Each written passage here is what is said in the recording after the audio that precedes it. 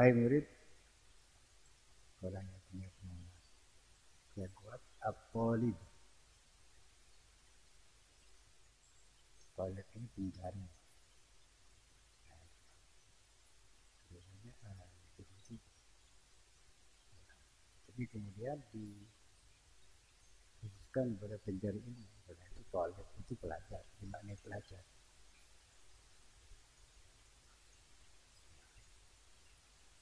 Wal mutawajjihu, dan orang yang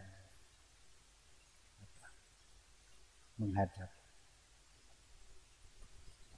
Ya, maksudnya memperhatikan ya.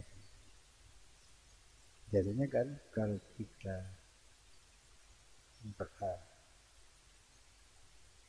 memperhatikan sesuatu, menganggap sesuatu itu penting, biasanya kita kan menghadap ke sesuatu.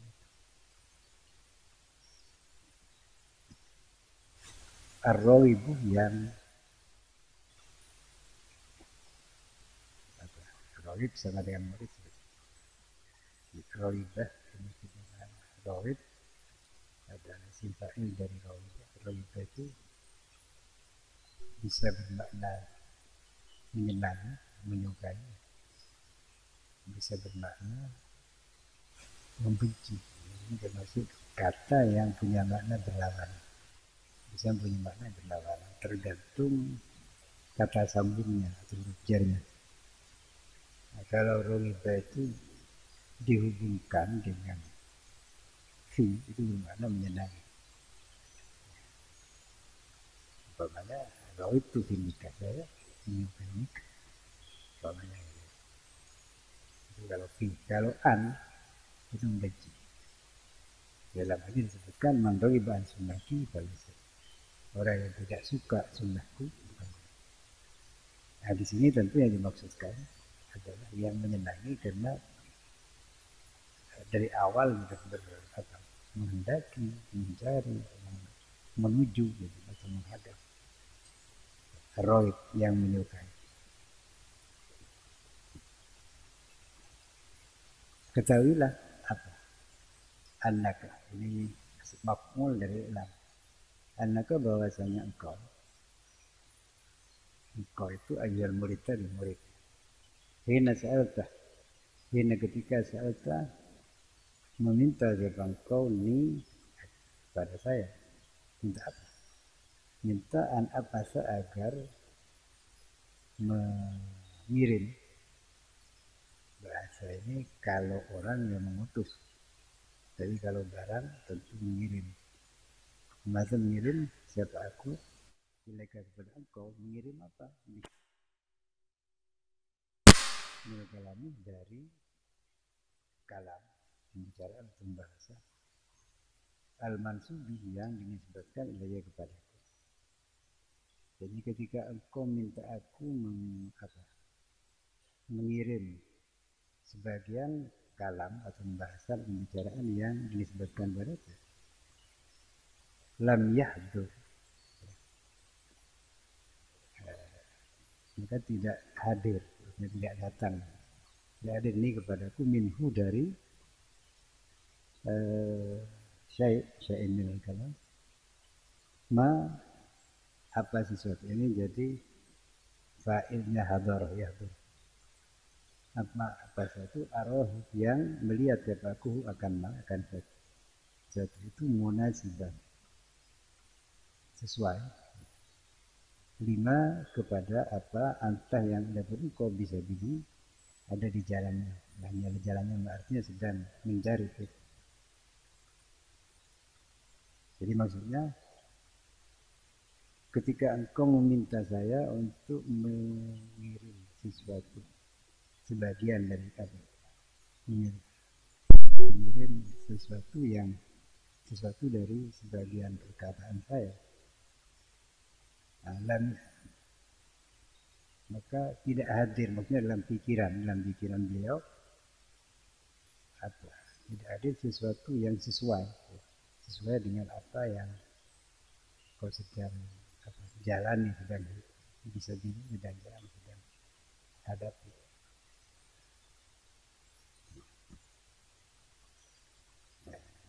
Waqad itu dan sungguh melihat di sini maksudnya berpendapat. Ya, ro'a itu macam-macam. Ada melihat, ada bermimpi, kemudian ada yang berpendapat. Nah, dan itu masdarnya macam-macam. Kalau ro'a ru'yatan itu melihat.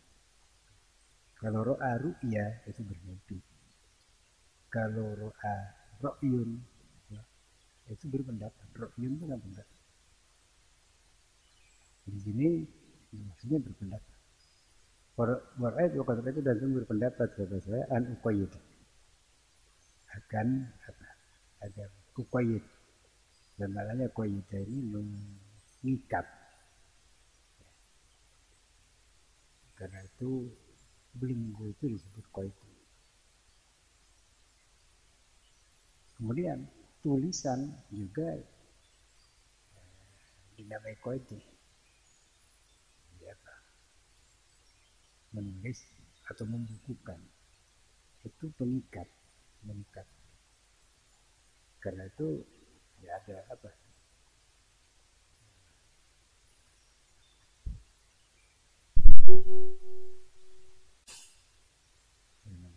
Innal kala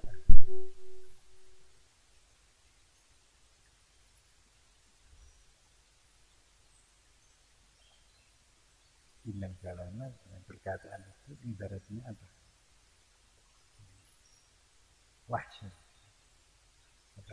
Binatang yang liar gitu. Jadi berkata itu ibaratnya binatang itu liar. Artinya mudah lupa. Karena itu wal kitabah itu adapun tulis, menulis itu adalah qaidu ikatnya. Jadi perkataan itu kalau tidak ditulis itu bisa hilang, bisa lupa. Qaid sudah al innal kala al ilmu itu al ilmu itu. Ilmu itu soidun ibarat binatang buruan, artinya binatang yang diburu itu kan berarti liar. Wal kita betul qaiduhu, adapun tulisan itu qaiduhu adalah ikat. Jadi ketika kita sudah mendapatkan buruan, itu diikat, jangan dilepas, itu kan dari lagi.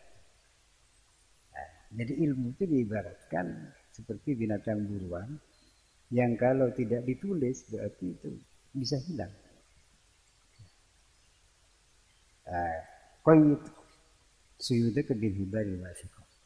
Qayyid ikatlah suyuda ke binatang buruanmu bilhibali dengan tali alwasiko yang kuat.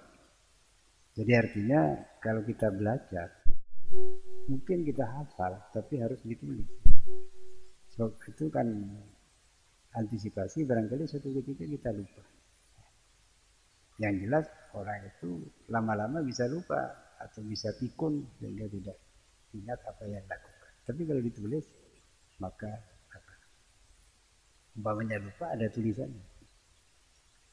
Nah, disitulah mengapa di dalam berbisnis itu dianjurkan agar diadakan pembukuan. Itu dalam Al-Quran. Terutama kalau tidak cash, tidak kontak. Tinggal beli tidak mental harus ditulis. Ya ini ya dan ini faktubuh. Nah di sini sudah Ra'aitu an uqayyidah fusulan. Saya berpendapat agar saya uqayyidah mengikat maksudnya menulis. Fusulan beberapa pasal. Wajizatan yang ringkas. Ini kan kitabnya kecil. Ringkas. Tashtamilu yang mengandung apa itu fusul ala syai'in kepada sesuatu ini artinya sebagian ay ba'din min adabil iradah dari adab-adab atau tata cara beriradah.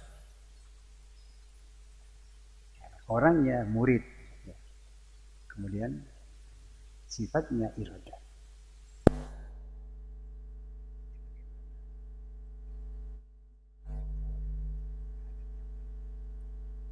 Dan seorang itu disebut punya iradah, itu ada adab-adabnya.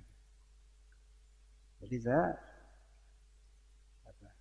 akan menulis beberapa pasal yang ringkas yang mengandung atau meliputi yang mengandung sebagian dari adab-adabnya iradah itu untuk menjadi murid. Tulisan itu diibaratin dengan ibarat. Ibarat ini ungkapan atau kata-kata ya. Selisatin yang mudah. Artinya tidak sulit. Bisa juga makna lancar karena itu orang yang keluar kencing terus nggak berhenti itu disebut salisulah. Nah, jadi ini latar belakang musannif ya. Syekh Abdullah bin Al-Haddad ini mengarang kitab ini karena atas permintaan sebagian muridnya untuk menulis perkataan-perkataan atau pembicaraan beliau. Maka beliau mengarang kitab ini ringkas dan ibaratnya atau kata-katanya itu mudah. Wallah, ini doa. Wallah, dan kepada Allah lah as'alu mohon kepada saya ayam fa'a agar memberikan manfaat, menjadikan manfaat ini kepada saya dan kepada engkau itu muridnya. Wasal ikhwan dan semua ikhwan, teman-teman. Ikhwan ini maksudnya sama dengan ashab. Ashab sahabat, teman, ikhwan teman. Hanya maksudnya itu murid ya, santri. Jadi kalau santrinya Nabi itu sahabat. Ikhwan ini biasa digunakan di dalam ilmu tasawuf gitu. Jadi seperti ikhwan thariqah, ikhwan. Saya mohon kepada Allah agar menjadikan manfaat ini kepada saya dan kepada engkau dan kepada ikhwan dan semua teman-teman. Apa yang bermanfaat itu, menjadikan manfaat ini bima dengan sesuatu yuridu yang mendatangkan siapa Allah hu akan alaihi kepadaku. Mendatangkan ini artinya apa ya, memberikan maksudnya min dzalik dari itu ya. Itu apa ya.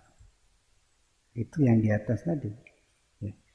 Adabi apa usulan itu min adabil iradah itu ya. Jadi musannif mohon mudah-mudahan apa yang diberikan Allah kepada beliau tentang karangan yang berupa kitab ini yaitu Adabul Iradah itu bermanfaat itu kepada beliau dan kepada muridnya dan bahkan semua ikhwan. Wa yusilu dan menyampaikan siapa Allahu akan itu mayuridu ini atau dalik boleh. Dalik ini kan penjelasan dari dalik itu maksudnya itu tadi husulan wujudatan min adabil iradah. Menyampaikan dalik itu wilayah kepadaku mimma dari apa, dari suatu atau apa hunalika yang ada di sana. Ya. Artinya dalam pasal-pasal itu. Ya. Jadi ini musannif ketika mengarang kitab ini tidak mengaku beliau bisa mengarang itu atas kemampuan sendiri. Jadi itu Allah yang mendatangkan, yang menyampaikan. Kalau maka adapun dia Allah hasbi, ialah yang mencukupi aku. Wa ni'mal wakil. Dan Allah itu ni'mal wakil sebaik-baiknya zat yang dipasrai urusan atau boleh juga diandalkan.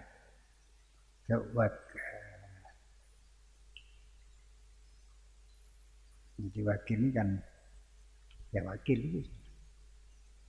Jadi wakil itu kan orang yang dipasrai urusan kita. Misalnya dalam hal apa saja. Misalnya jual beli.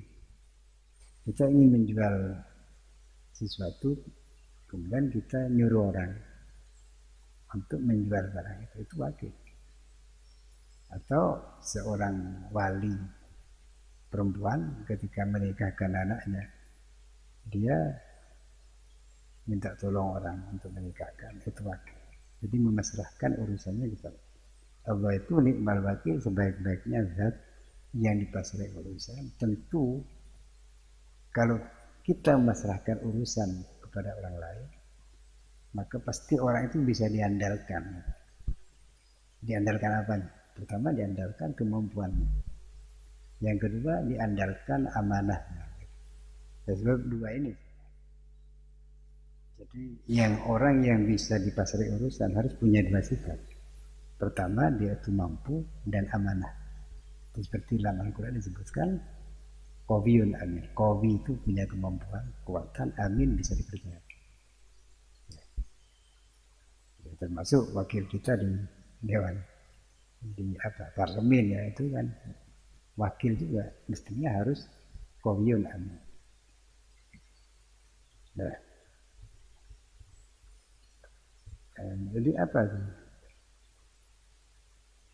Nah, itu lalu ada istilah tawakal. Tawakal itu mengandalkan Allah, yang memasrahkan urusan kita kepada Allah. Sekarang kita masuki pada pasal yang pertama.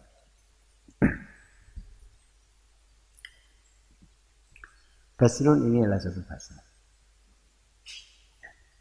I'lam ketahuilah ilmu anna awalat tariq. Sungguhnya permulaan jalan. Jalan apa? Ini kan disebutkan di awal. Ya.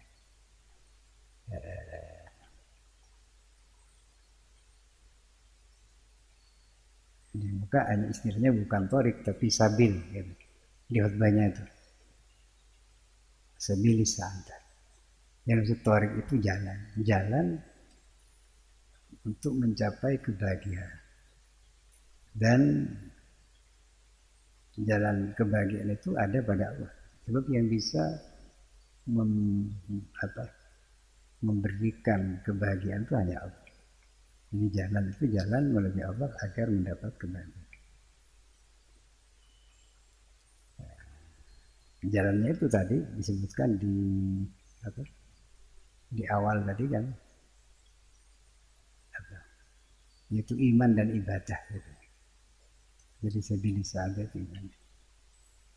Jadi jalan itu ya ibadah tentu didasari oleh iman. Ibadah itu at-tariq ila Allah, jalan menuju Allah. Jadi seorang salik, orang yang menempuh jalan menuju Allah, dia menyadari bahwa dia sedang dalam kembali pada Allah, kemudian dia menjalani jalan Allah. Itu ibadah. Ketahuilah awal tariq, bahasanya permulaan jalan, artinya perjalanan seorang menuju Allah. Apa dimulai dengan apa?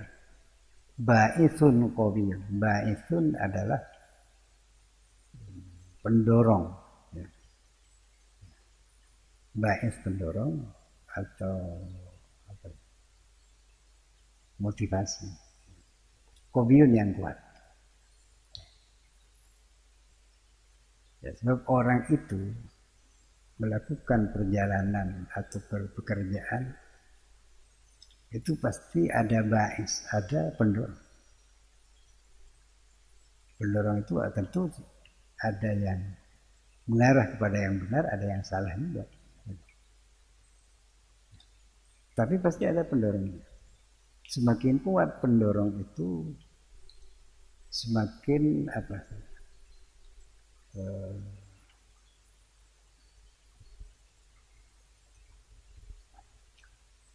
kuat juga perjalanan orang itu sehingga akan sampai kepada apa yang dituju.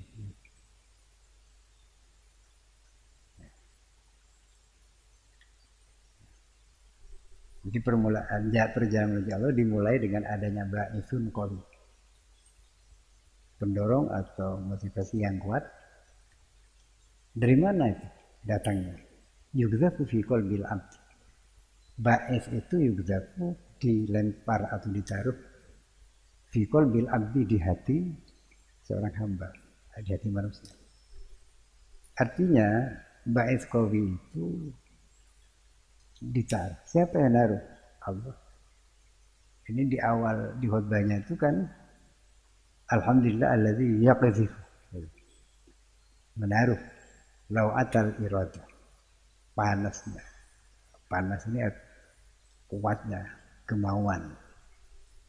Sehingga kalau orang punya irada yang kuat itu apa? Tidak enak ya. Bahkan tidak bisa tidur. Jadi perjalanan itu dimulai dengan adanya ba'is. Jadi orang tidak akan bisa melangkah kalau tidak punya motivasi, tidak punya dorongan. Itu yang ditaruh di hati hamba, yuz'iju, yang menggerakkan apa ba'is itu kepada abdul, wa yukliku, dan apa kolak itu menggelisahkan, goyang, menggelisahkan. Apa itu ba'is kepada, maksudnya apa? Jadi saking kuatnya pendorongan atau kemauan itu sehingga dia tidak enak, gelisah. Wa yahussu, dan yahussu itu mendorong, menyuruh yang keras, artinya menghasung gitu. Betul, menghasung. Apa itu ba'is? Hu akan abdu. Nah, ba'is itu mendorong ke arah mana? Jadi ba'is ini kan ibaratnya motor penggerak, tapi penggerak ini kan harus ada pengarah. Misalnya apa? Kemudi. Saya bergerak tanpa pengarah itu nanti nabrak-nabrak.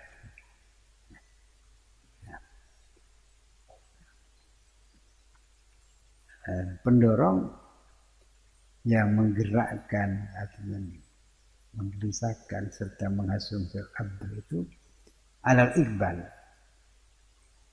kepada atau untuk ya, kepada iqbal, menghadap Allah, kepada Allah, batal akhir dan negeri akhirat.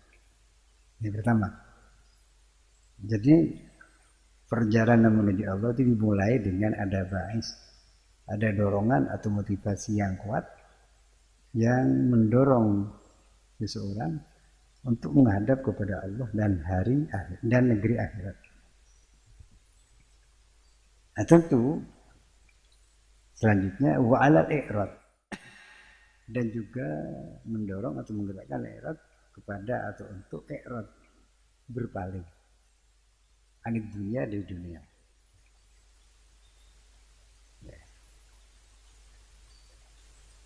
Jadi menghadap pada Allah dan akhirat, berpaling dari dunia.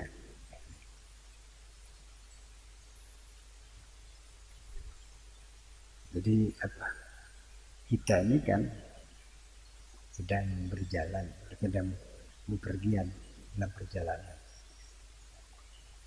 Nah, tujuannya kemana? Itu ke akhirat. Semuanya akan pulang ke sana. Jadi kampung apa? Abadi. Dunia ini yang sekarang ini. Jadi kalau kita berjalan menuju akhirat, pasti dunia itu kita lewati. Yang sudah lewati ada di belakang. Nah, kalau dunia masih ada di depan, itu hanya untuk dilewati saja, bukan untuk dihadapi, dilewati. Untuk melewati dunia ini menuju akhirat. Karena itu ada yang mengatakan dunia masra'atullah, dunia itu ladang akhirat. Dunia itu perlu, karena kita sedang hidup di dunia. Tapi ladang itu bukan rumah. Jadi kalau kita itu tidur di ladang, keluarga juga di ladang semua, itu kan tidak normal. Ya. Jadi bukan rumah, kita sedang bekerja gitu, di ladang itu. Bekerja. Kalau sudah dapat, nanti dibawa pulang ke rumah. Ya, jadi dunia ini bukan tidak perlu. Dan tidak perlu dan tidak bisa dihindari. Kita tidak mau dunia, tidak bisa. Karena kita sedang hidup di dunia. Tapi kita tidak boleh berjalan menuju dunia itu. Menumpang lewat saja. Kalau lewat tentu ada yang sudah di belakang kita. Kita menujunya itu kan. Jadi ada dorongan kuat untuk menghadap kepada Allah dan akhirat dan untuk berpaling dari dunia, artinya dunia itu dilewati. Dan wa amma dan berpaling dari sesuatu. Al-khalqu yang ada pun makhluk, maksudnya kebanyakan. Masyghuluna, disibukkan dengan sesuatu itu. Jadi berpaling dari dunia dan dari sesuatu di mana makhluk kebanyakan pun disibukkan dengan sesuatu itu. Apa? Yang menyibukkan makhluk itu apa? Min imaratiha, dari memakmurkan dunia. Wajamiha, dan mengumpulkan dunia, numpuk-numpuk. Wattamattu, dan bersenang-senang bisyahwatiha, dengan syahwat dunia, artinya sesuatu yang menyenangkan, yang diinginkan di dunia. Wal itiror, dan berpaling dari itiror, tertipu di zakharifiha, dengan keindahan dunia. Jadi pada umumnya manusia itu masyghuluna, disibukkan dengan memakmurkan dunia, mengumpulkan dunia, bersenang-senang dengan dunia, kesenangan dunia, serta tertipu dengan keindahan dunia. Seluruh dunia itu memang indah. Dan nanti dikatakan ad-dunya halwun khadirun. Dunia itu halwun dari halawa, manis. Jadi kalau dicicipi dunia itu manis. Khadiratun. Khadiratun itu artinya hijau. Ya.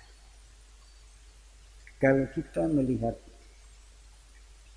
tanah terbentang, lalu menghijau banyak tanaman, itu mata sejuk kalau memandang. Senang.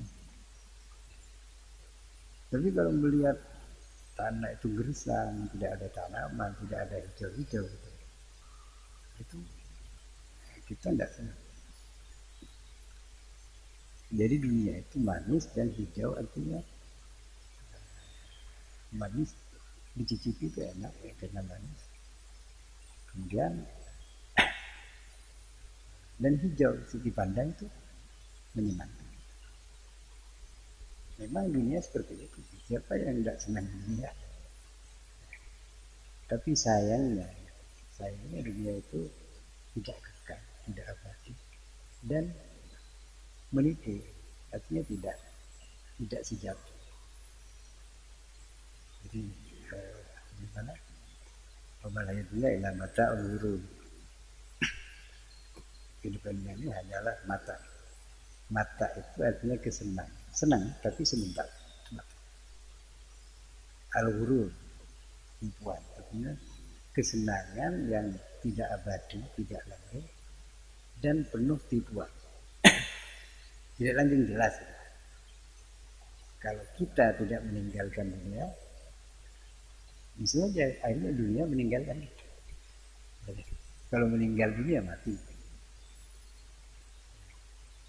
Kalau dunia meninggalkan kita, kalau kaya, bangkrut, kalau punya jabatan, lainnya. Kalau punya pasangan yang bagus, gagal dan sakit kan. Itu kan hanya sebentar. 20 tahun itu sudah berubah. Ini sudah kira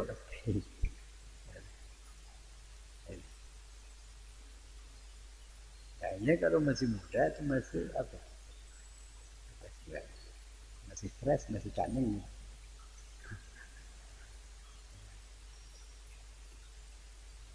Nah sekarang ini kan ada teknologinya supaya fresh terus. Tapi tidak bisa. Penuaan itu tidak tetap akhirnya mati.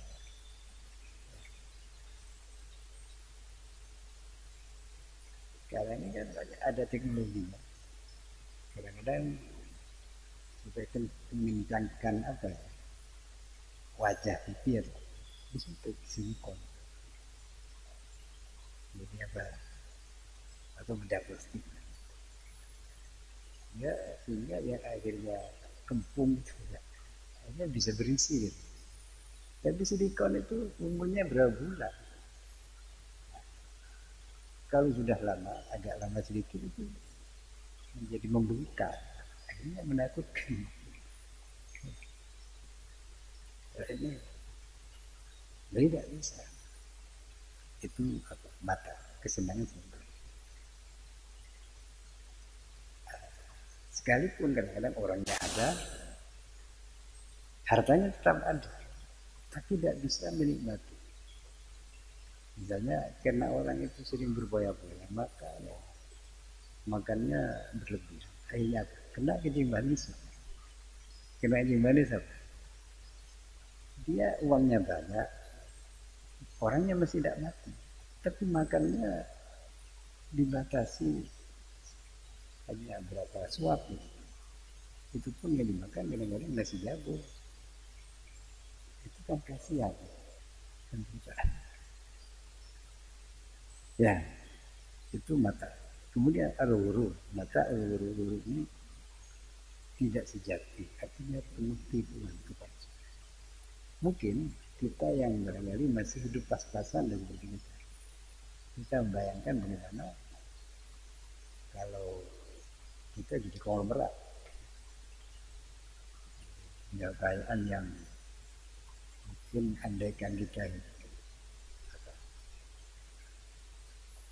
tidak kerja itu sudah cukup seumur hidup, bahkan dengan berapa turun. Dan bayangkan gitu, semua serba mewah, serba ada. Kendaraan misalnya bukan hanya mobil, kapal pun, pesawat pribadi. Jadi kan enak, tidak usah nunggu-nunggu.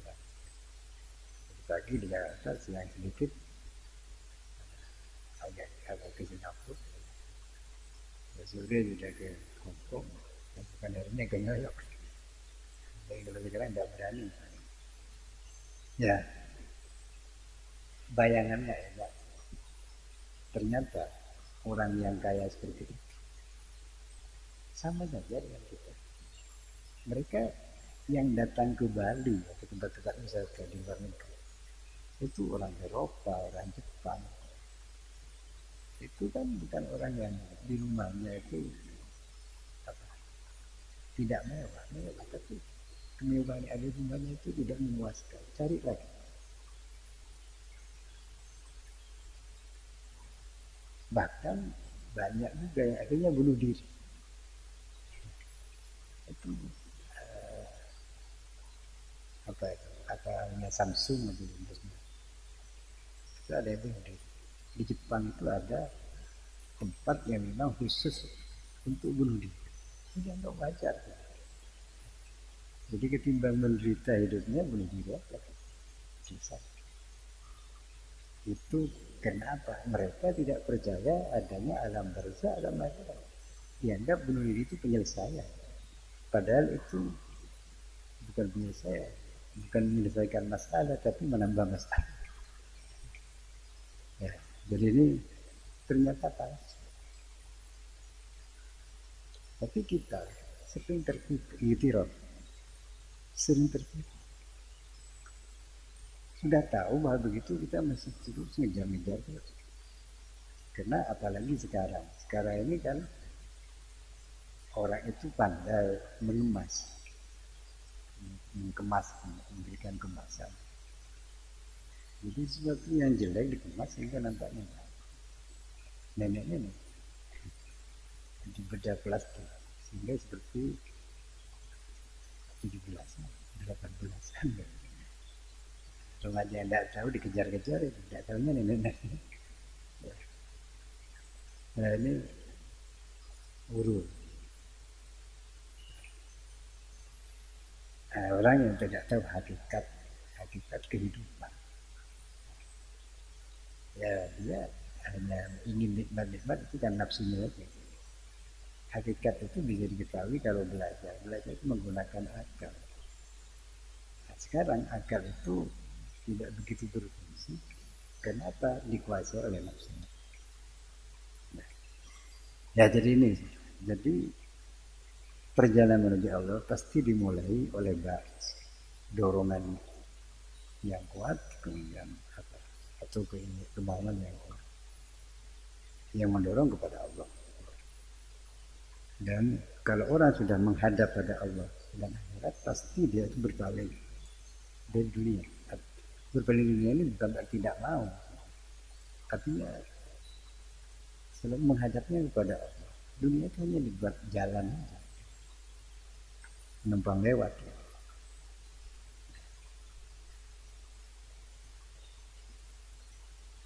Kurang apa? Misalnya kaya.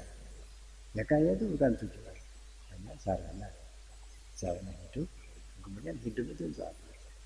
Nah, kalau hidup untuk bersenang-senang berarti dia sampai di dunianya itu kehidupan kesenangan. Dan itu pun tidak mata al-ghurur ya. Nah, kata beliau selanjutnya, wahadal ba'ithu, adapun ini ba'is, pendorong atau motivasi, min junudillah, masuk dari tentara Allah, junud, aparat tentara Allah, al-batinah yang batin.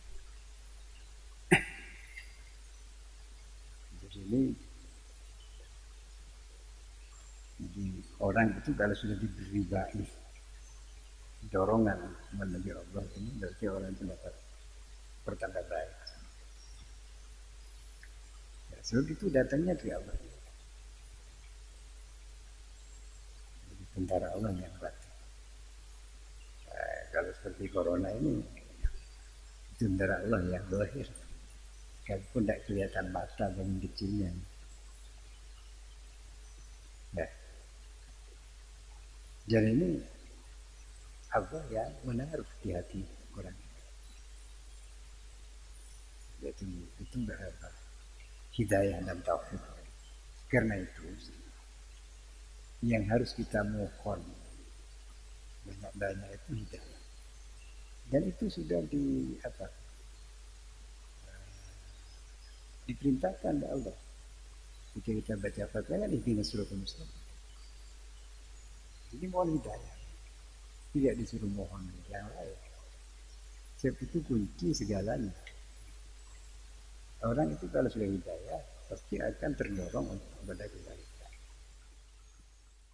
Wa min afatil inayah, bahwa adapun ba'is itu dorongan untuk menghadap pada Allah dan akhirat.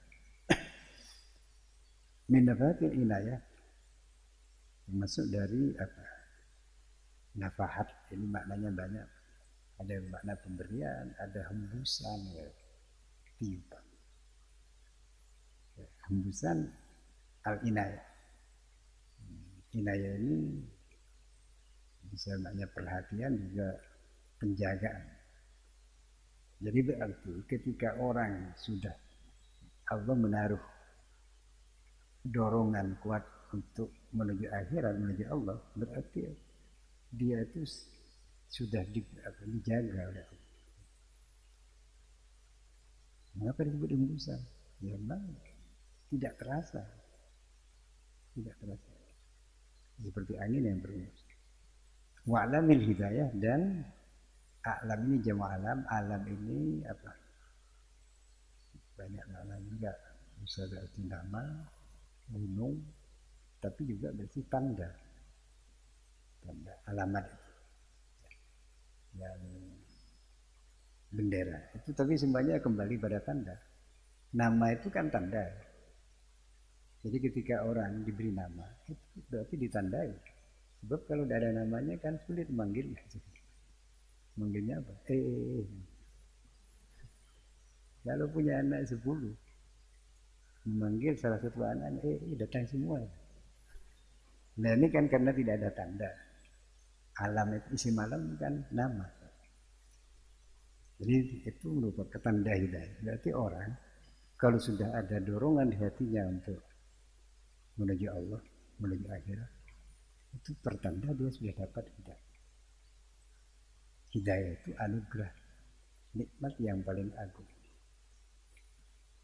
Karena itu harus disyukuri, dirawat dan dijaga. Nah, kemudian kapan datangnya hidayah itu? Datangnya ba'is itu. Bagasi Roma dan sering, banyak atau sering. Emaknya di sini atau apa? Zaidah. Tapi itu punya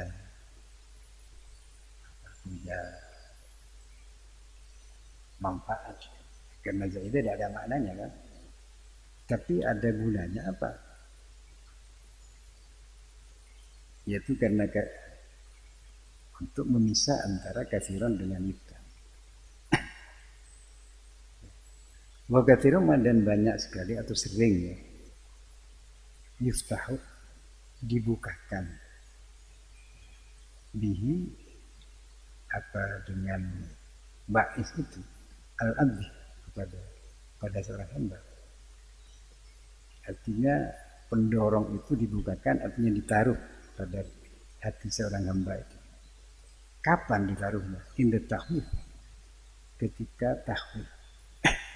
Tahwid itu memberi peringatan.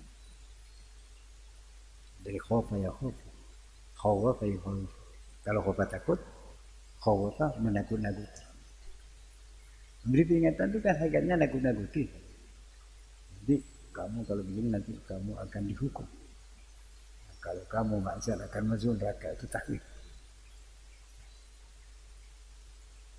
Ya, tapi ini bukan teror. Kalau teror itu kan apa? Tidak benar. Ini memperingati. Tarwid dan tarwid. Tarwid ini mempersenang, menyenang, menjadikan senang atau memberikan dorongan. Tashwik dan bikin ya, tarwid dan tashwik itu miripnya. Tashwik itu dari syaukun itu rindu. Tashwik artinya yang bikin rindu. Kalau senang, rindu itu sudah senang yang kuat, sehingga jadi gelisah.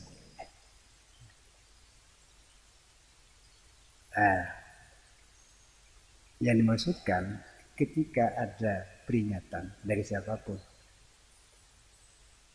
atau ketika ada tarwid, artinya hal-hal yang menyenangkan atau merindukan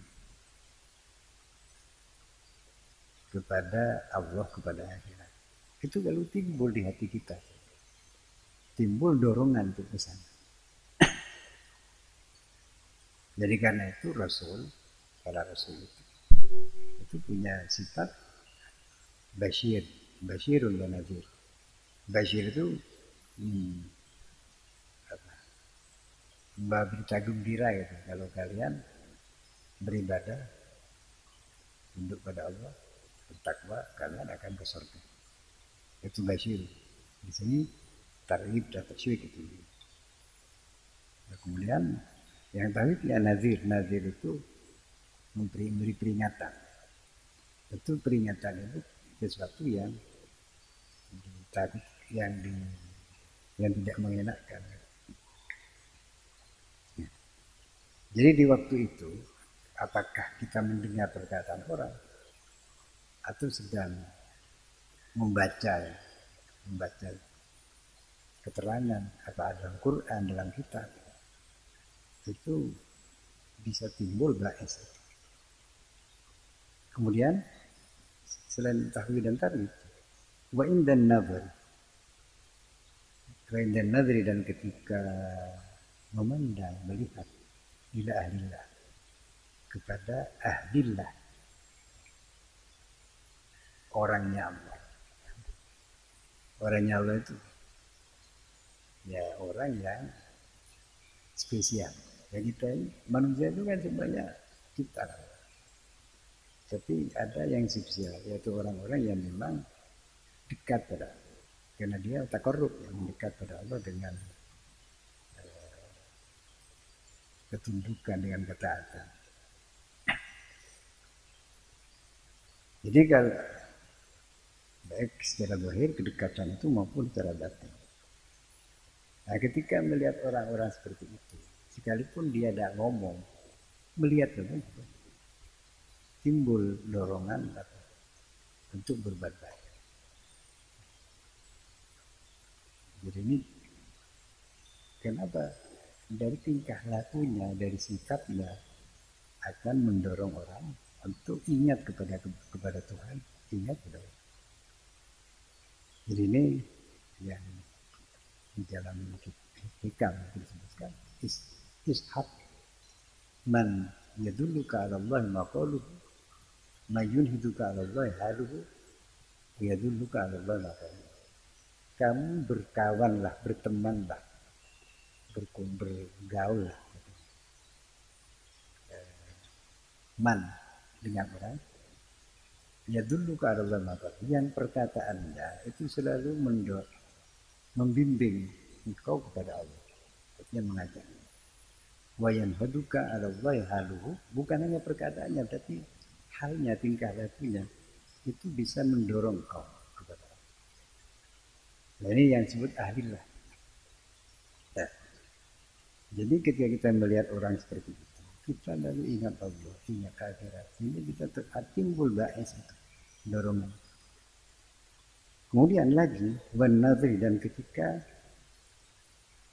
adanya pandangan atau melihat, minum dari mereka. Nah ini orang, ini kalau orang ini sudah apa ya, sudah sangat punya karomah. Jadi ketika ahlillah itu memandang kepada seorang, orang itu lalu, orang yang dipandang itu lalu bisa tergerak hatinya untuk menuju Allah, untuk tawajjuh.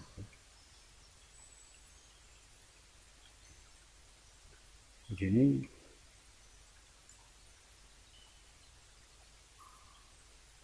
karena itu kita kan disuruh berteman, bersahabat atau berteman dengan orang-orang seperti itu. Ketika kita memandang orang itu atau dia memandang kita, itu akan menimbulkan ba'is dan nah, tapi semuanya itu dari Allah. Itu tahwid, targhib, dan nazar dan nazar itu hanya sabab.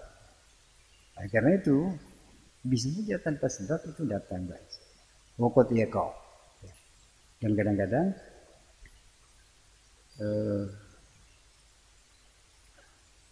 terjadi ya, tiba atau terjadi apa ba'is itu biduni sebab, dengan tanpa sebab, artinya tanpa sebab yang lumrah. Jadi kalau kita lihat di YouTube itu banyak mu'allaf mereka itu masuk Islam tidak diajak. Kadang-kadang mereka dengar azan aja, dengar azan langsung senang. Jadi ada orang Cina namanya Stephen, panggilannya Kosek, sekarang sudah jadi mubalik punya Alaf Center. Dia tuh ceritanya kan masuk Islam itu kebetulan, ya. Iseng. Masuk Islam itu iseng awalnya. Dia pergi ke berjalan-jalan lalu lihat apa, dekat masjid, lihat orang-orang ke masjid berwudu, diperhatikan sholat. Lalu kok timbul dorongan hatinya untuk mencoba. Coba wudhu, coba sholat. Jadi coba-coba. Ternyata sudah melakukan itu langsung senang. Jadi tidak usah debat itu, tidak usah. Nah ini nampaknya ya ada sebab, tapi sebabnya itu kan tidak masuk akal sepertinya. Kan banyak orang yang setiap hari melihat orang sholat, tapi tidak mau sholat. Jadi berarti belum foto itu belum dibuka, hatinya masih tertutup. Sebetulnya hidayah Allah itu sebetulnya apa ya, selalu turun, tapi sayangnya hati yang tidak terbuka. Kalau hatinya sudah mereka apa dalam apa Wakolu dulu guna gol, mereka berkata, ini orang-orang Jakarta, kulu guna hati kami itu hol tertutup. Jadi mereka tidak terbuka hatinya sehingga hidayah tidak masuk. Sekalipun mereka tahu itu kebenaran itu, tapi tidak mau terima karena hatinya tertutup. Dan mereka merasa itu, bahwa hatinya tertutup. Ini ada lagi orang Cina juga. Ini sekarang banyak malu. Namanya Felix. Ya, dia itu masuk Islam. Kemudian awalnya ditentang oleh keluarganya, ayahnya itu. Tapi lama-lama dia kan nekat saja. Jadi apa keluar dari keluarganya itu, kemudian dia belajar, kayaknya sukses dan jadi dai. Sekalipun sayangnya dia pembinanya mungkin orang-orang radikal, tapi itu satu contoh hidayah. Dia awalnya dimusuhi oleh keluarganya, tapi lama-lama ya, mungkin kasihan juga ayahnya. Akhirnya dia diterima lagi, bahkan ayahnya itu merasa bangga dengan dia jadi dai. Jadi sering diundang kemana-mana. Akhirnya dia diumrohkan oleh orang tuanya kan pengusaha. Dan dia perjalanan dakwahnya yang biaya itu ayahnya, padahal ayahnya non muslim. Jadi kalau Nabi, andaikan Nabi itu Abu Thalib itu kan tidak masuk Islam, tapi melindungi Nabi dan tahu bahwa Nabi itu benar, tapi belum menerima Islam. Nah, itu artinya apa? Tertutup. Jadi tidak futuh, tidak terbuka. Nah, kita ini alhamdulillah, sekalipun melalui kelahiran, lahir dari keluarga Islam jadi Islam, tapi kita kan masih terbuka. Jadi karena faktor atau penyebab hidayah itu macam-macam. Jadi ada karena kawin, ada juga seorang artis bersama artisnya, yang satu muslim, satu Kristen. Misal awalnya memang karena senang aja, karena kita, tapi lama-lama kan bisa. Dari situ akhirnya belajar.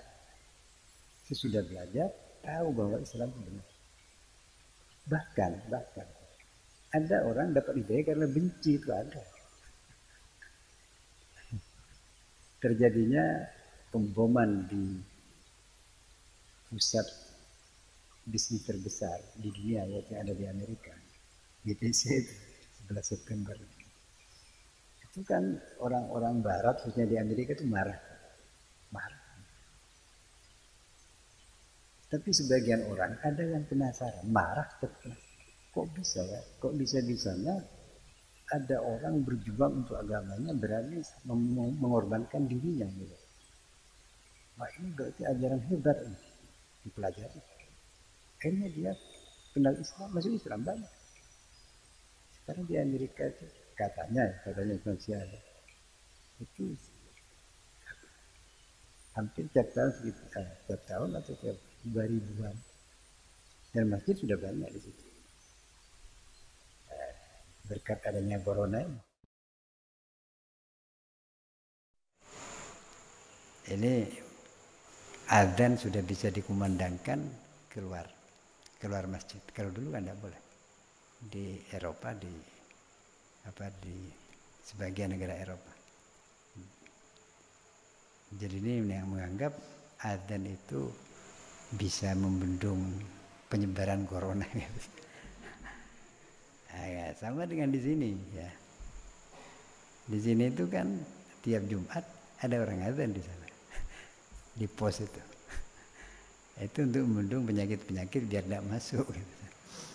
Jadi memang sebetulnya adzan itu kan apa yang ngusir setan, selain panggilan sholat juga ngusir setan itu kalau ada orang adzan lari sana.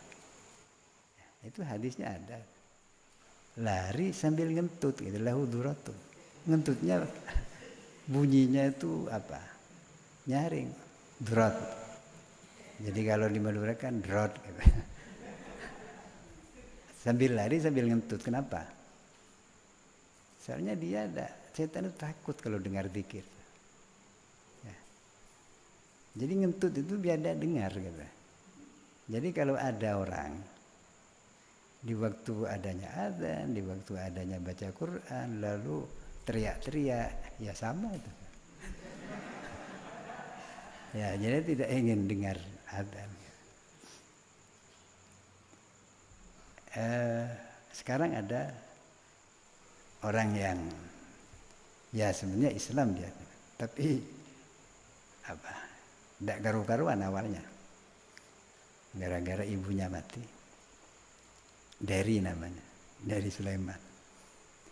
Sekarang jadi mubaligh, ikut jamaah tabligh. Dia itu ketika ibunya meninggal mungkin rasa shock, akhirnya cari pelampiasan, teman dengan orang-orang tidak karu-karuan, akhirnya jadi pemabuk. Dan dia punya bakat sebetulnya seni musik maupun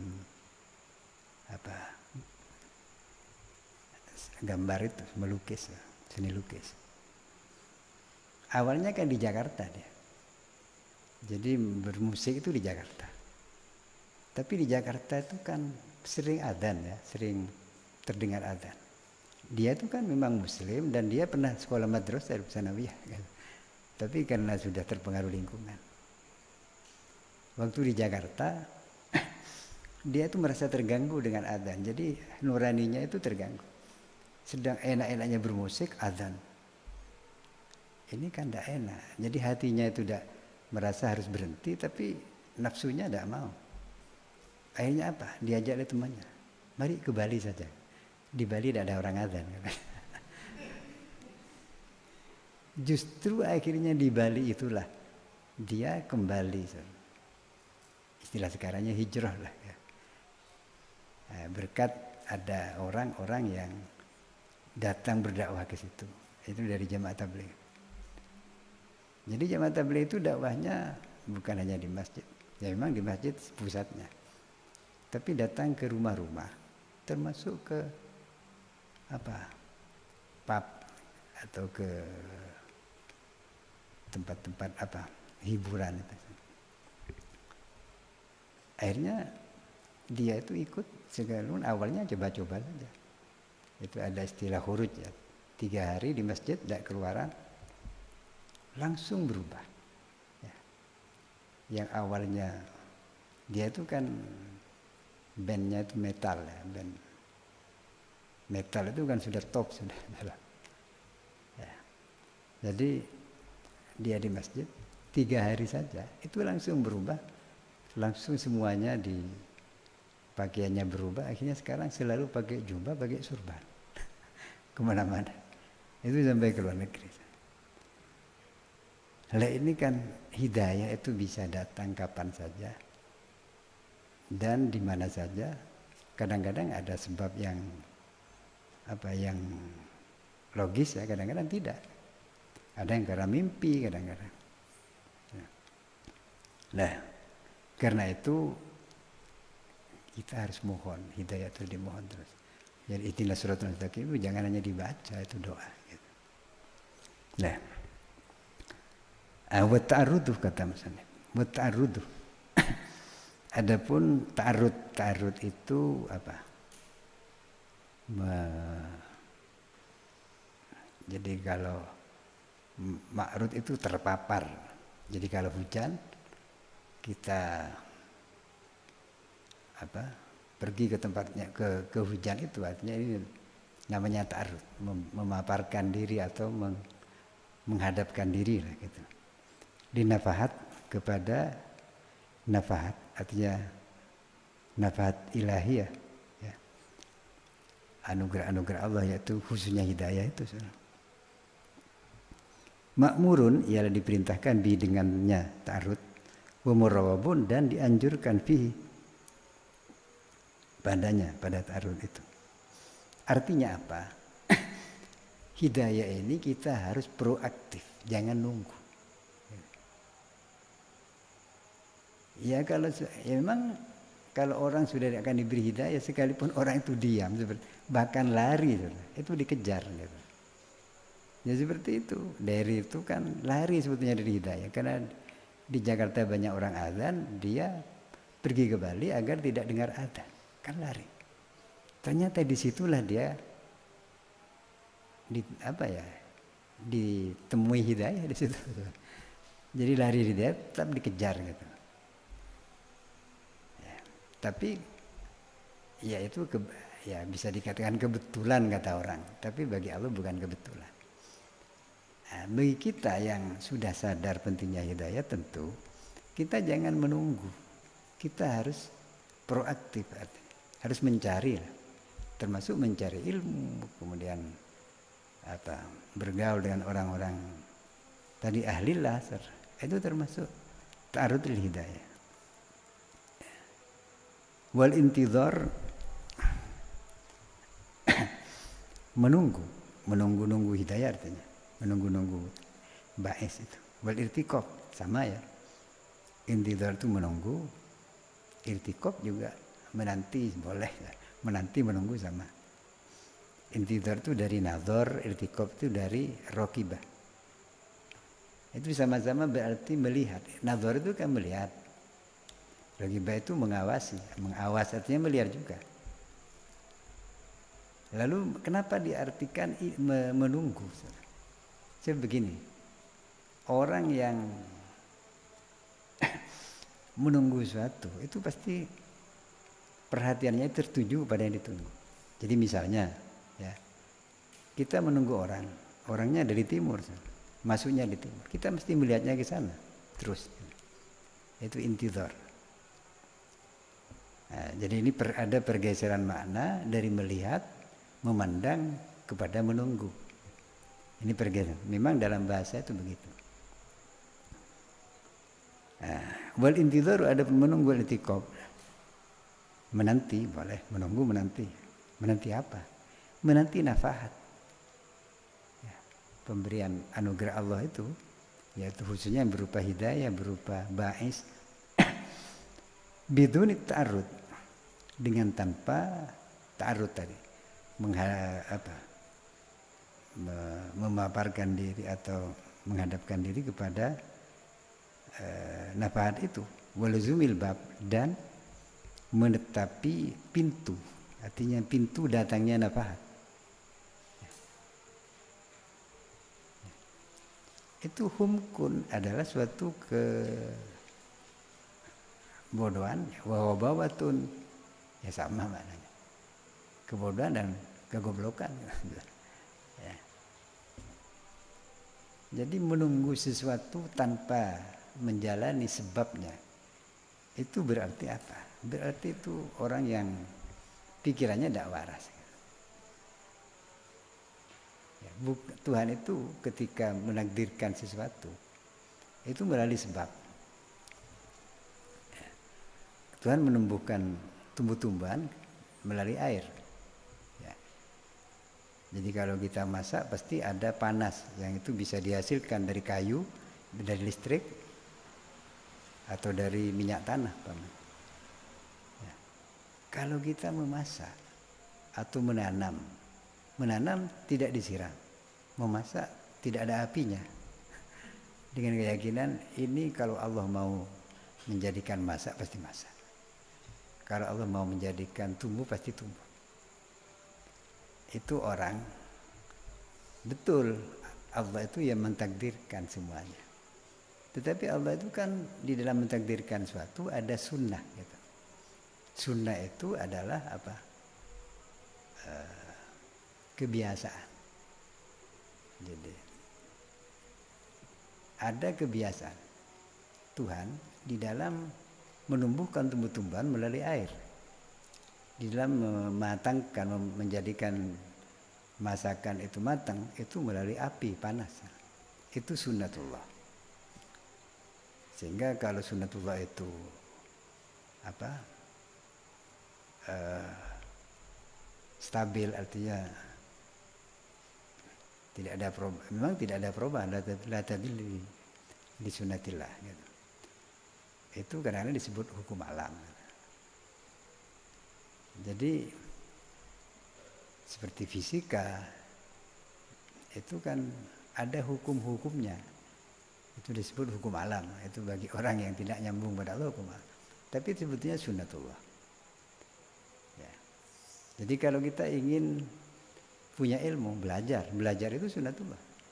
Allah memberikan ilmu, tapi melalui kita belajar dulu. Itu sunnatullah. Tapi mengapa disebut sunnah? Karena memang itu kebiasaan. Artinya bisa saja Allah menakdirkan suatu melalui cara-cara yang tidak biasa. Seperti mukjizat, ya, karomah, termasuk sihir. Itu tidak biasa. Ya. Tapi kan yang tidak biasa itu kan sesuatu tidak, namanya tidak biasa kan langka. Langka itu tidak bisa dibuat acuan. Ya. Jadi kita harus mengikuti yang biasa. Jadi kalau kita untuk mendapatkan hidayah, ya apa? Ambil, cari hidayah itu. Hidayah itu dicari, jangan ditunggu. Ini ta'arud. Mencari hidayah ya dengan usaha zahir, belajar. Kita sering kumpul orang-orang baik. Kemudian usaha batin berdoa, khususnya Fatihah itu ihdinas siratal mustaqim. Itu ta'arud dan apa? Ya. Kaifa bagaimana?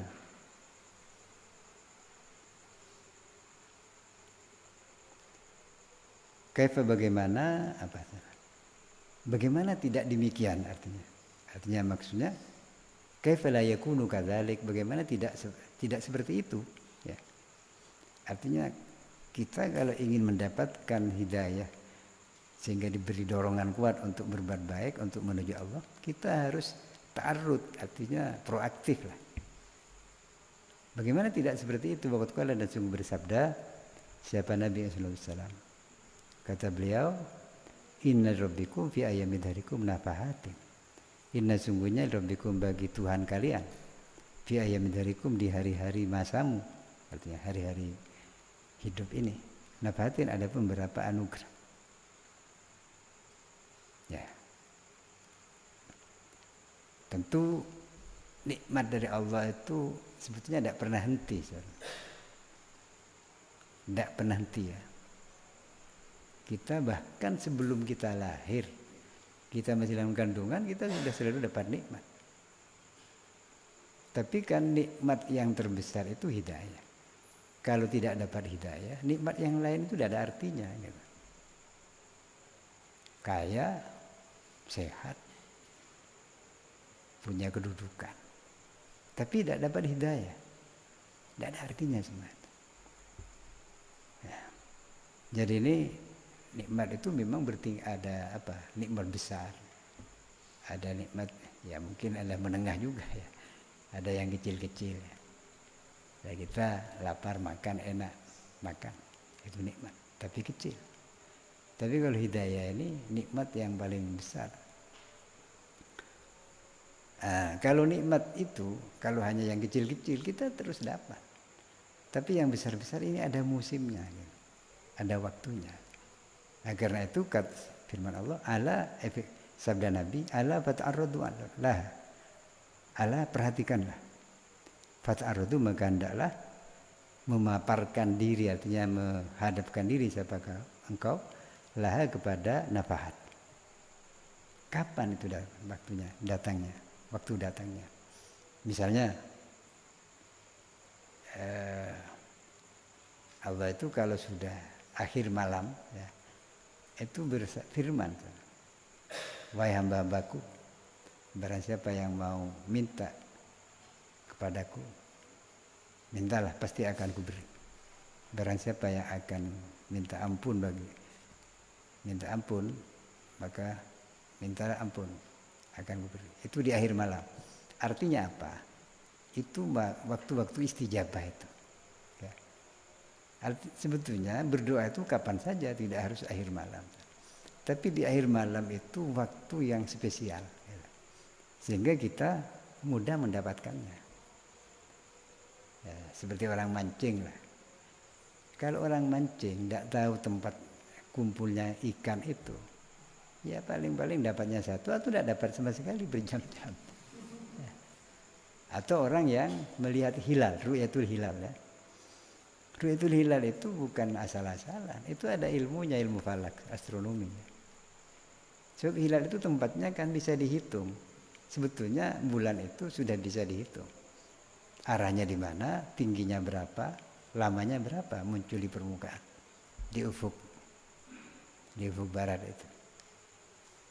Yang itu dipelajari adalah ilmu falak, astronomi. Kalau kita tidak tahu ilmu itu, asal-asalan lalu melihat ke barat, hilalnya di selatan, kita melihatnya ke utara. Kapan itu? Tidak akan pernah mendapatkan hilal. Ya. Jadi ini ada waktu, ada tempat, ada waktu. Tempat ada, seperti di Masjidil Haram, terutama di Multazam ya, antara pintu Ka'bah dan Hajar Aswad. Itu tempat istijabah. Dan banyak yang lain. Tapi ada waktu istijabah. Jadi istijabah itu atau keberkahan ya, ada terkait dengan tempat seperti masjid, khususnya Masjidil Haram. Ada terkait dengan waktu seperti akhir malam. Tapi ada yang terkait dengan orangnya, seperti para aulia. Para aulia itu berdoa di mana saja. Ya, berdoa di mana saja tetap mustajab. Di masjid, luar masjid. Ya. Jadi terkait orang. Lalu apa yang menyebabkan istijabah itu? Kedekatan. Ya. Kedekatan kepada Allah. Kalau orang yang sangat dekat pada Allah, maka pasti akan mudah doanya diistijabah. Lalu di Multazam kenapa? Karena di situ tempat-tempat orang mendekat pada Allah. Akhir malam itu waktu di mana orang mendekat pada Allah. Kalau orang tidak karena mendekat Allah, tidak bisa sholat akhir malam itu. Ya, ya kalaupun dia bangun tapi tidak untuk sholat. Ya. Jadi kedekatan pada Allah itu yang menyebabkan. Karena itu ada posisi di mana orang sangat dekat pada Allah ketika sujud.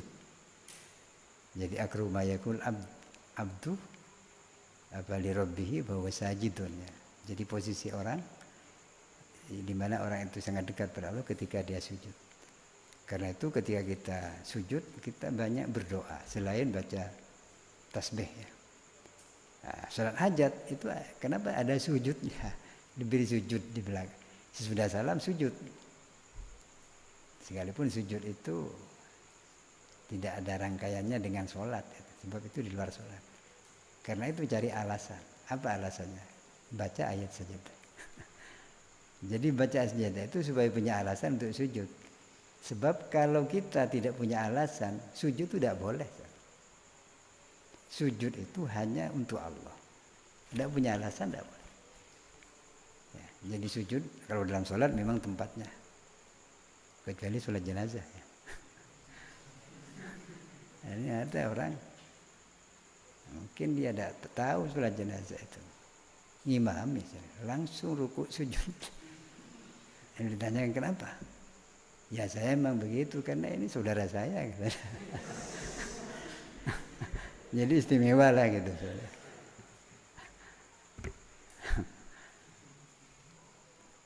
Di luar sholat tidak boleh sujud itu, kecuali sujud tilawah dan sujud syukur gitu. Jadi ini sujud itu kan tanda ketundukan itu hanya bagi Allah, rukuk dan sujud. Kepada yang lain tidak boleh. Nah, jadi ini kita harus proaktif ya. Kita harus proaktif, artinya jangan pasif. Hidayah itu memang yang beri hidayah itu Allah, tapi harus aktif. Karena itu mengapa sekalipun yang bisa memberikan hidayah itu Allah ya, tapi kita harus berdakwah, mengajak orang. Dan kalau kita sadar kita harus cari itu hidayah, karena memang itu sunatullah. Apakah dengan berdakwah itu pasti berhasil? Tidak, belum tentu. Tapi kebanyakan berhasil. Asalkan memenuhi syarat-syaratnya. Nah, buktinya apa bahwa tidak selalu berhasil? Nabi itu pamannya sendiri. Abu Lahab, Abu Thalib tidak beriman, tidak Islam. Kalau Abu Lahab memang tidak percaya sama sekali, memusuhi Nabi. Abu Thalib itu mempercayai Nabi tapi tidak Islam.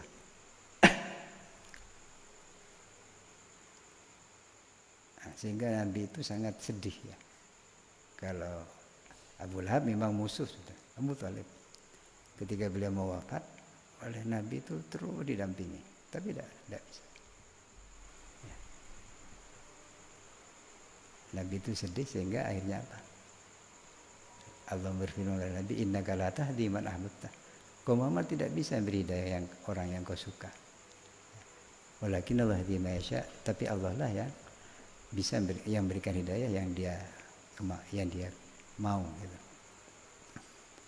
Jadi karena itu berdakwah itu jangan hanya menggunakan zahir, kita harus berdoa, termasuk mendidik ya. Kalau kita jadi guru, murid itu jangan hanya diberi pengarahan terus tapi tidak didoakan. Nah, kemudian waman akroma. Waman dan barang siapa akroma telah muliakan kepada diaman Allah siapa Allah bihadzal ba'is, dengan diberi ba'is ini, dorongan untuk berjalan menuju Allah, menuju akhirat. Dengan ini ba'is, dorongan asyarif yang mulia. Falya'rif, maka hendaklah mengetahui siapa diaman qadrahu akan kadarnya atau nilainya. Ba'is itu al-munif yang luhur. Sebab itu ba'is itu kan hidayah khusus. Sebab hidayah itu ada dua, ada sifat umum, ada sifat khusus. Kalau khusus itu namanya taufik gitu ya. Kalau umum hidayah saja. Sebetulnya hidayah Allah itu diturunkan kepada seluruh manusia. Tapi yang diberi taufik hanya yang Islam saja. Nah, jadi kita kalau sudah mendapatkan hidayah untuk beriman, untuk Islam, untuk terdorong beribadah sebagai jalan menuju Allah, kita harus tahu bahwa apa yang diberikan Allah pada kita berupa hidayah itu adalah anugerah yang sangat mulia. Wal ya'lam, dan dalam mengetahui siapa diaman annahu, bahwasanya ba'ith tadi min a'dzami ni'amillah, ialah termasuk dari paling agungnya nikmat-nikmat Allah Ta'ala alaihi kepada diaman. Allati la yuqaddaru, yang tidak bisa dikira-kira, dinilai qadru apa kadarnya. Saking banyaknya gitu. Saking besarnya sehingga tidak mampu dinilai. Wala yabluh, dan tidak bisa mencapai syukur. Wala yublagu gitu ya. Wala yublagu, dan tidak bisa dicapai syukur. Apa mensyukuri nikmat yang berupa ba'is tadi. Saking besarnya sehingga kita tidak mampu mensyukurinya dengan memadai. Ya memang sebetulnya kita mensyukuri nikmat Allah tidak bisa. Jangankan mensyukuri ya, menghitung saja tidak bisa. Wa in ta'uddu nikmatallahi la tuhsuha, tidak bisa. Sebab orang itu bisa mensyukuri kalau sudah tahu. Kita ini tidak tahu nikmat yang diberikan kepada kita. Kita alhamdulillah itu hanya sekedarnya semampu kita. Oleh karena itu balik ketika orang sudah mendapatkan baik dari dorongan untuk berjalan dengan Allah, balik maka adalah bersungguh-sungguh membalas.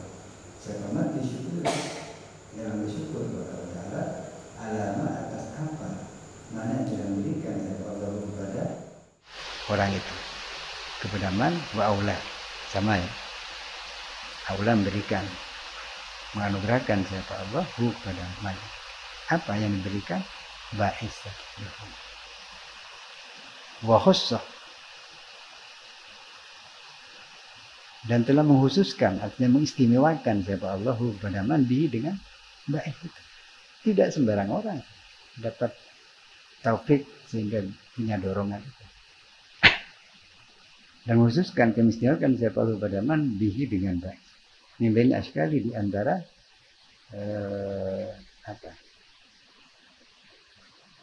sesamanya askal ini. Syaklun itu kan bentuk ya. Jadi orang-orang yang sebentuk dengan dia bersama. Makronihi dan teman-temannya. Manusia itu kan sama. Orang Islam dan kafir sama manusia. Dan sama-sama Allah menurunkan ajaran-ajaran itu untuk mereka semua. Ya termasuk kita. Tapi kan tidak semua menerima ajaran Islam. Jadi orang yang menerima ajaran Islam itu berarti sudah termasuk ya khusus ya, orang yang diistimewakan. Tapi jangan biar kita tidak usah sombong dengan jadi Islam, tapi bersyukur. Kalau sombong itu bahaya. Nah, jadi ini ya, kadang-kadang nikmat hidayah itu kurang dihargai.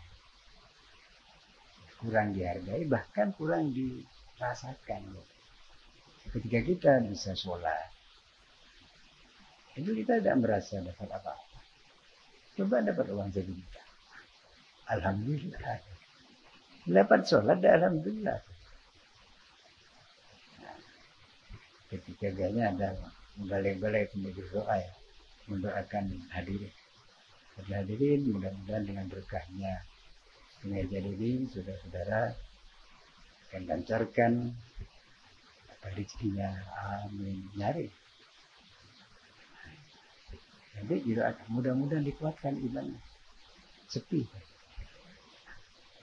Apa artinya? Fenomena itu apa? Artinya apa? Mereka lebih menghargai rezeki yang nampak ketimbang iman. Padahal iman itu di atasnya juga.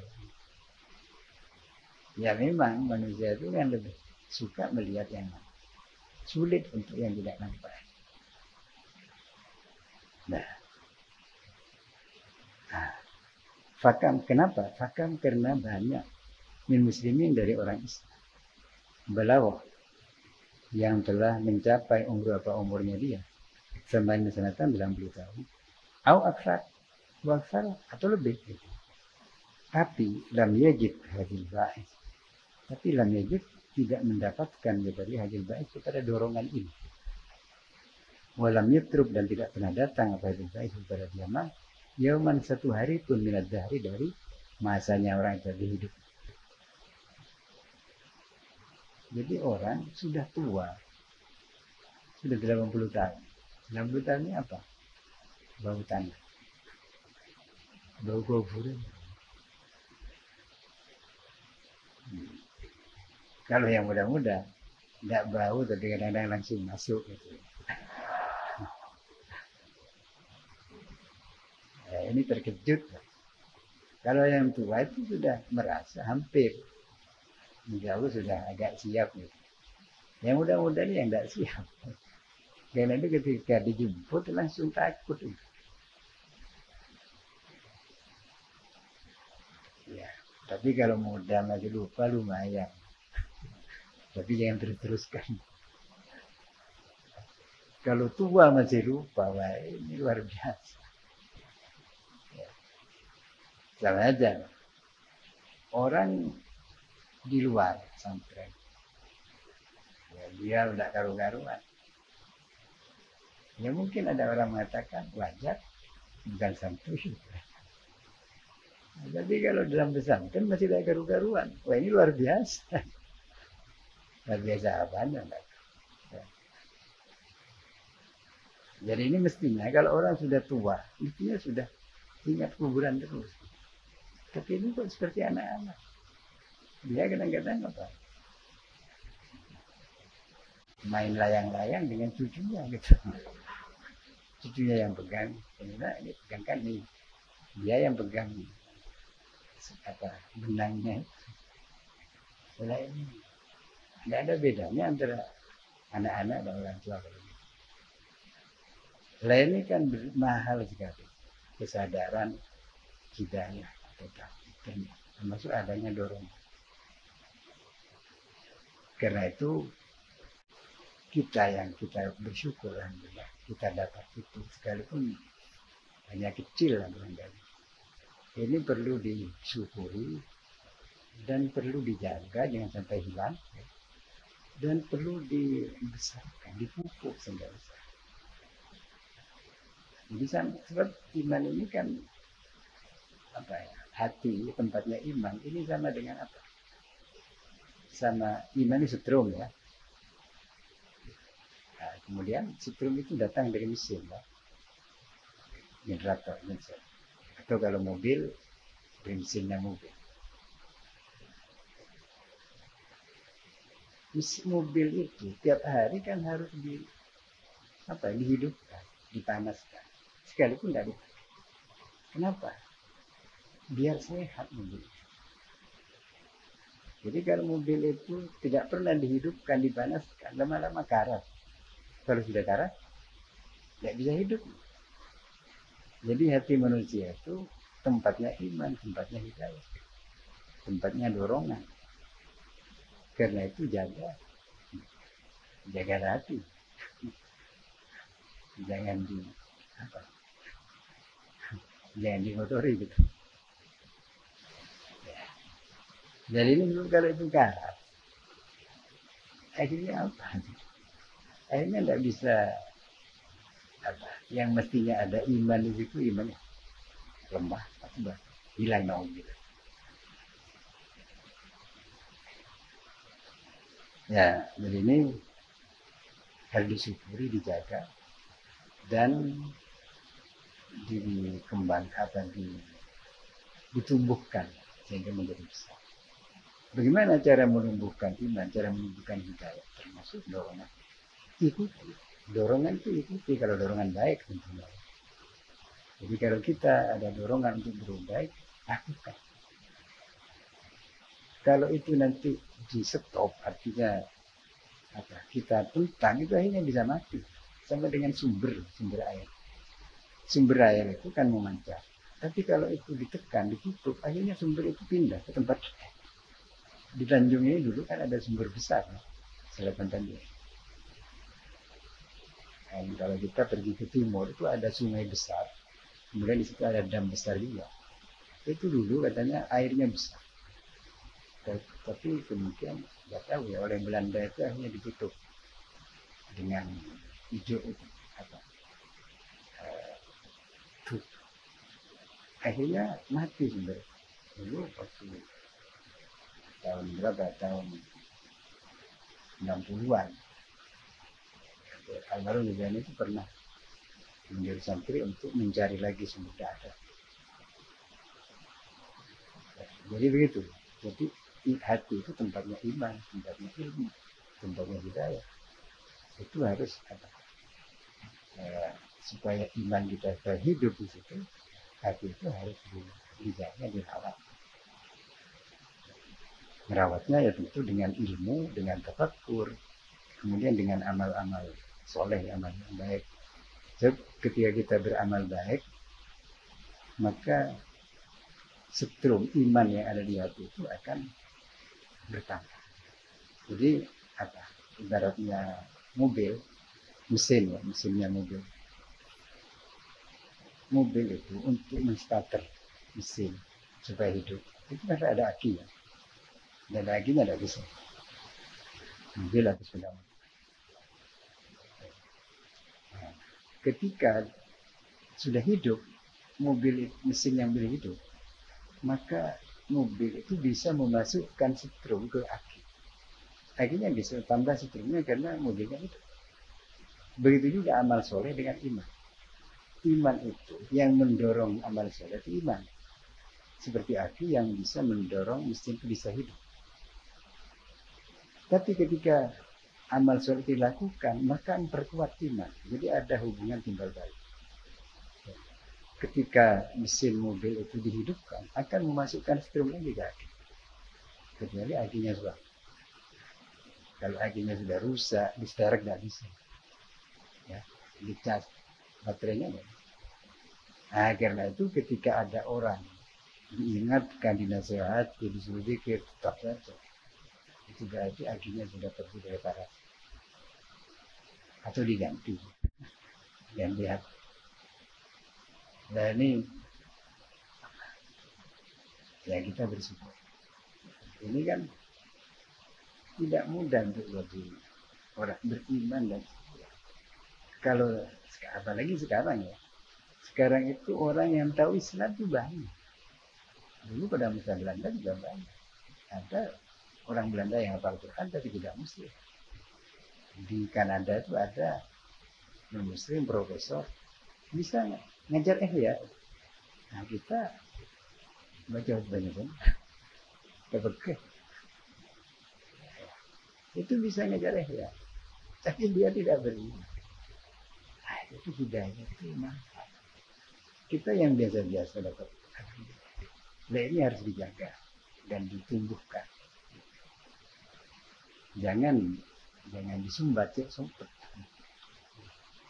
Nah, wal murid bagi kita ya dulu sudah. Kalamu qadimul la yamallu sama tanazzaha anqa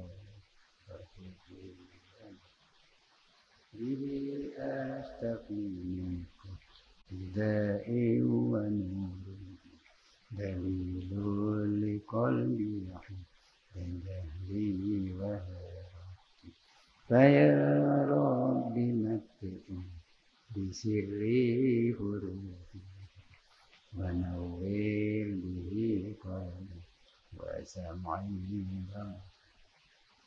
wa ya rabbi waffiqni bitaqwaka ya ya Rabbi ilhamni bi husni khotimati. Assalamualaikum warahmatullahi wabarakatuh.